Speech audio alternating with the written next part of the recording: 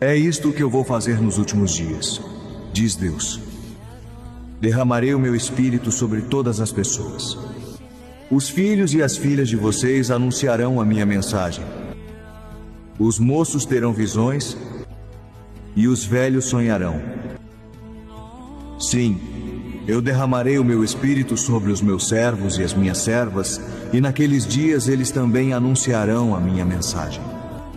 Em cima no céu farei com que apareçam coisas espantosas, e embaixo na terra farei milagres.